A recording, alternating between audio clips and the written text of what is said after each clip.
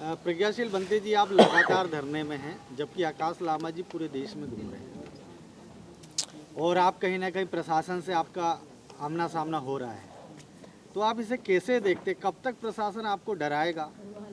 आमने सामने का जो ये खेल है, प्रशासन कब तक आपको आएगा, वार्निंग देते रहेगा और आप लोग उनसे अनुमति मांगते रहेंगे?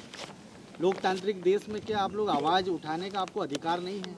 इतने सारे राजनेता आपके धरना स्थल में आए थे विगत दिनों, अठवले साहब आए, उपेंद्र कुशवाहा जी के माध्यम से संसद में आवाज़ उठी, चंद्रशेखर जी ने सबसे पहले आवाज़ उठाई, वर्षा गायकवाड़ ने आवाज़ उठाई, अमरावती के सांसद ने आवाज़ उठाई, उसके अलावा कई सांसद विधायकों ने आवाज़ उठाई, बीएसपी ने उठाई, बीएसपी के द्वारा आवाज़ उठाई गई, मतलब हर राजनीतिक दल ने आवाज़ उठाई। लेकिन आप लोग आज ज़मीन पे संघर्ष कर रहे हैं। वो लोग सिर्फ फ़ोटो खिंचाने के लिए आपके पास आए थे कि वाकई में आपका समर्थन कर रहे हैं? आप उनसे क्या आह्वान करेंगे? तमाम जितने भी यहाँ सोशल मीडिया और पत्रकार बंधु आए हुए सभी का मैं स्वागत करता हूँ अपने धरना स्थान से। आज 297वें दिन में अभी वही लव बाबा साहब अम्बेडकर जो है उनकी चैनल की ओर से पूछा गया कि आकाश लामा जी भ्रमण कर रहे हैं और बनते प्रज्ञाशील जी आप धरना पे बैठे हुए हैं। अभी आकाश लामा जी का नाम ही आकाश है, इसलिए उनका भ्रमण करना, आकाश में सब चारों ओर जाना बहुत ज़रूरी है। और मेरे नाम में है प्रज्ञा और शील, तो प्रज्ञा और शील की भूमि है बुद्ध गया, जहाँ तथागत बुद्ध ने ज्ञान प्राप्त किया है। और ये नाम मेरे बनते सुरेश ससाई जी, आर्य नागार्जुन, उन्होंने दिया वाला नाम है बनते प्रज्ञाशील। और बुद्ध गया आंदोलन में उन्होंने लेके आए थे, उसे आंदोलन की ओर से हम बुद्ध गया में पिछले 6 साल महाबोधि विहार में बैठे रहे। और उसके बाद फिर ये माहौल बना है बोध गया टेम्पल एक्ट 1949 को निरस्त कराना और दुरुस्त करके बौद्धों की व्यवस्था बौद्धों के हाथों में लेने के लिए। उस जमाने में इस तरह से सोशल मीडिया नहीं था, अब इस ज़माने में है। और नए दौर में नए लोग तमाम हिमालयन पूरे बर्फीले एरिया के लोग और दक्षिण भारत के लोग सब मिल कर के यहाँ पर इकट्ठा होके और हम लोगों के जो मुक्ति अभियान चल रहा है, तो इस मुक्ति अभियान में जो नेता राजनेता जो लोग, उनके पास इतना समय नहीं है यहाँ बैठने के लिए। वो तो जब माहौल चला है, जनता में आवाज़ और हंगामा हुआ है, बनते लोगों को रात में उठा के प्रशासन ने ले जा कर के जेल में, उधर में मुर्दा घर जैसे जगह में डाल दिया है, तो उस वजह से जो हल्ला हंगामा हुआ उसके कारण नेता राजनेता सब लोगों के कान खड़े हुए और वो लोग यहाँ आकर के धरना स्थान पे देखने लगे। तो जब भी अत्याचार बढ़ता है तो तब हमारे नेता राजनेता जागते हैं और फिर भीड़ देख कर के आते हैं, क्योंकि बिना भीड़ के तो नेता लोग आते नहीं हैं। तो इसलिए जो बड़ा वहाँ पर मंच लगा हुआ था, वहाँ भीड़ लगी थी, वो भीड़ के चक्कर में आए, क्योंकि नेता लोग तो वोट खोजते हैं, भीड़ खोजते हैं, अपना भाषण देना चाहते हैं। हम तो भाषण देने वालों में से नहीं, हम तो बैठ कर के धरती पर काम करने वालों में से। तो इसलिए हमारा अभियान जारी है। और बोधिसत्व बाबा साहब अम्बेडकर के ये महाप्रयाण दिवस पे हम लोग जो कल सुबह महाबोधि महाविहार में धम्म यात्रा करके बाबा साहब की जो प्रतिमा रखी हुई है, जो कि बुद्ध गया आंदोलन की ओर से दान में दी गई है लालू प्रसाद यादव जी को 1995 में, वो महाबोधि महावीर के ठीक पीछे बोधि वृक्ष के पीछे जयप्रकाश उद्यान में लगी है। उस प्रतिमा पर हम जाकर के माल्यार्पण करेंगे। और आगामी जो आने वाला कार्यक्रम है माघ पूर्णिमा, तो माघ पूर्णिमा जो 12 फरवरी को आई थी, आने वाली माघ पूर्णिमा 1 फरवरी को है, रविवार के दिन।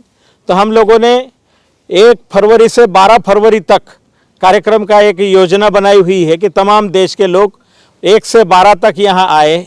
सब नवयुवाओं को, नवयुवतियों को भी आह्वान किया है कि बौद्ध होने के नाते आइए और एक जाति विहीन आदर्श समाज की रचना करनी है।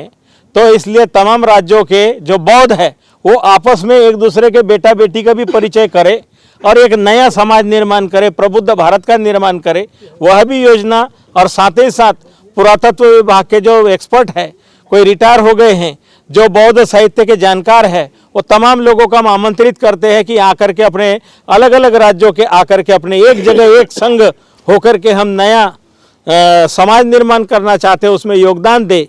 और ये महाबोधि महाविहार की जो समस्या है, जो लंबे समय से चली आ रही है, इस समस्या पर भी चिंतन मनन बैठक विचार होगा तो निश्चित ही हम एक नया सुदृढ़ भारत निर्माण करेंगे। बाबा साहब का प्रबुद्ध भारत निर्माण करने का जो अभियान है, उस अभियान में 22 प्रतिज्ञाओं को लेकर हम काम में लगे हुए हैं और इसी उपलक्ष्य में तमाम हमारा भंते संघ जो पूरे देश विदेश से जहाँ तहाँ से इस संदेश को लेकर के यहाँ इकट्ठा हुआ है, लगातार धरने में शामिल है। कुछ हमारे साथी प्रचार के लिए गए हुए हैं और जगह जगह मशाल यात्रा चल रही है, जगह जगह हस्ताक्षर अभियान चल रहा है, जन जागरण अभियान चल रहा है और उस अभियान में तमाम लोग शामिल है।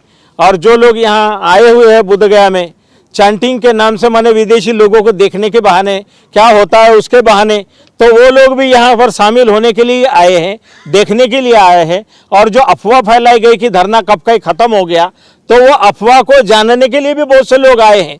4-5 दिनों से सामान लेके आ रहे हैं, दान देने के लिए भोजन व्यवस्था में आ रहे हैं और देख करके पूछताछ कर रहे हैं कि कैसे चल रहा है और जाड़े के सीजन में आप किस तरह से बैठे हो। तो तमाम हमारे देश के जितने भी बुद्धिजीवी है, बौद्ध है, उपासक है, उपासिका हैं, इस बुद्धगया के महाबोधि महावीर के आंदोलन की वजह से बहुत से एनर्जेटिक हो गए। लंबे समय से जब से बाबा साहब ने बुद्ध धम्म की दीक्षा दी, इतनी क्रांति नहीं होगी। जब से ये आंदोलन शुरू हो गया तब से पूरे देश के अंदर में उठापटक, चहल पहल और यहाँ गया बोधगया के आसपास के गांवों में भी लोगों में बहुत आशा और अपेक्षा निर्माण हो गई है कि महाबोधि महाविहार बौद्धों के हाथों में होगा तो निश्चित ही यहाँ बिहार के धरती पर कल्याण होगा। बहुत से लोग आशा के उद्देश्य से दिख रहे हैं और जो महाबोधि महाविहार में जो दान का बंदर बांट हो रही है, या दान लूटा जा रहा है या दान पानी में जा रहा है, उसके सदुपयोग के लिए भी लोग इच्छा कर रहे हैं। तो इसलिए हम लोग आशावान हैं और हम लोग तमाम काम कर रहे हैं और धीरे धीरे आगे बढ़ चुके हैं। और 1 फरवरी के लिए फिर तमाम सभी लोगों को दोबारा बता रहे हैं कि 1 फरवरी से 12 फरवरी के कार्यक्रम के लिए तैयारी कीजिए, अभी से टिकट बनाइए और बुद्धगया में जरूर आइए। ये आंदोलन 2 भागों में बटा हुआ था और उसके बाद फिर समझौता हुआ, एक साथ क्या हुआ, फिर अलग हो गया। देखिए 2 भागों में कभी नहीं बटा। ये एक प्रकार से कुछ लोग भ्रम फैलाने के लिए बीच में आके हुआ किए और धीरे धीरे साइड हो गए, तो इसलिए वो कभी नहीं बटा। कुछ लोग आते हैं जैसे ध्यान आकर्षित करने के लिए, कोई इसमें से खड़ा होकर ऐसे करेगा, मीडिया को उधर करेंगे, मीडिया कुछ लोगों को दे लेकर के उधर चला जाएगा, लेकिन हमेशा के लिए नहीं मूर्ख बनाया जाता।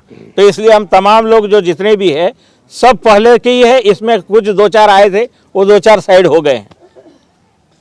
चले, लंबा सफर है, बहुत लोग आएंगे, बहुत लोग जाएंगे। एक कहावत है ना, जो अंतिम समय तक इंग्लिश में कहावत है, हाथ में झंडा होगा। You can fool 1 day, you can fool 2 days, but you cannot fool every day. भंते जी 297 दिन हो गए, लेकिन सरकार आप लोग की तरफ से लगता है कि कान में तेल डाल के सो गई है। क्या कहेंगे भंते जी? देखिए, ये जो आंदोलन जो चल रहा है सरकार के खिलाफ में चल रहा है। बीटी एक्ट 1949 सरकार ने लाया है और सरकार ही नहीं चाह रही है कि बीटी एक्ट 1949 रद्द होना चाहिए और सरकार ही बीटी एक्ट का समर्थन कर रही जो संविधान विरोधी है। तो हमारी जो जनता की मांग है, बौद्धों की मांग है कि जो संविधान विरोधी जो कानून है बीटी एक्ट 1949 रद्द होना चाहिए और रद्द होने के लिए हम यहाँ आंदोलन कर रहे हैं। देखिए, हमारे खिलाफ में किसी हिंदू, किसी मुस्लिम, किसी क्रिश्चियन, किसी फारसी, इस भारत देश के 6 धर्म हैं, उनमें से कोई आकर हमारे सामने, हमारे धरना आंदोलन के सामने दंगा फसाद और कोई आरोप प्रत्यारोप नहीं कर रहा है। हमें रोकने का प्रयास कौन कर रहा है? तो प्रशासन के लोग कर रहे हैं। तो ये सरकार के खिलाफ का मामला है, तो हम सरकार से लड़ रहे हैं। और जो गैर बौद्ध बीटी एक्ट 1949 के तहत जो महाबोधि महाविहार में चले गए हैं, अगर बीटी एक्ट हट जाएगा तो महाबोधि महाविहार मुक्त हो जाएगा। तो हमारी 2 मांग है कि बीटी एक्ट 1949 रद्द होना चाहिए और महाबोधि महाविहार का प्रबंधन पूर्ण बौद्धों को मिलना चाहिए। ये आंदोलन अनवरत चल रहा है, आगे भी चलते रहेगा। शासकीय जो दबाव बन रहा है उस दबाव का भी बिना परवाह करे सब आंदोलनकारी लोग हैं, सब मजबूत लोग हैं और आंदोलन कर रहे हैं। हम सभी से आह्वान करते हैं, कल बोधिसत्व डॉक्टर बाबा साहब अम्बेडकर का महापरिनिर्वाण दिन है और भारत के कोने कोने से लोग बुद्धगया में आए हैं। तो हम चाहते कि धरना स्थल से बाबा साहब अम्बेडकर को नमन करने के लिए एक श्रद्धांजलि रैली है।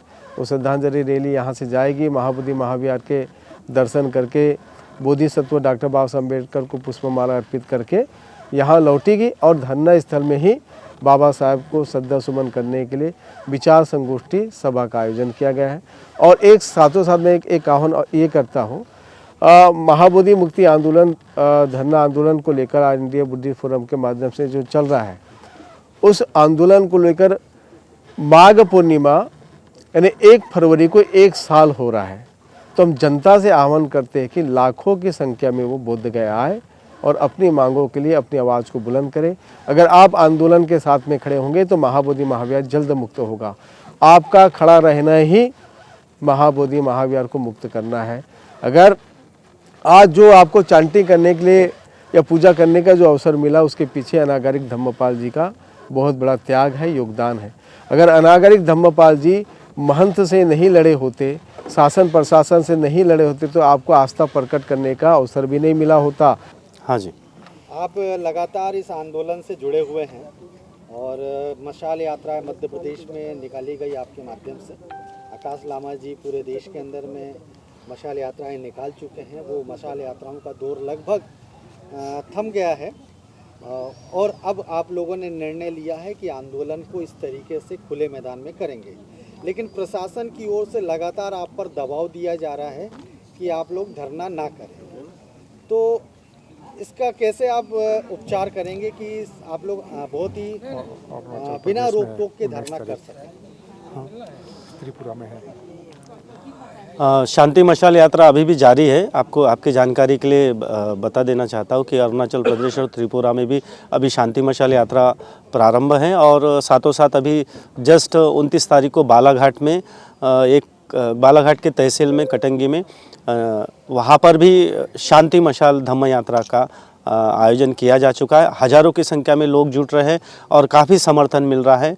और रही बात आंदोलन में पुलिस प्रशासन के माध्यम से जो परेशान कर रहे हैं या दबाव बनाने की कोशिश कर रहे हैं, तो बाबा साहब का कहना है कि गुलामों को गुलामी का एहसास करा दो तो उसके खिलाफ जंग छेड़ देगा।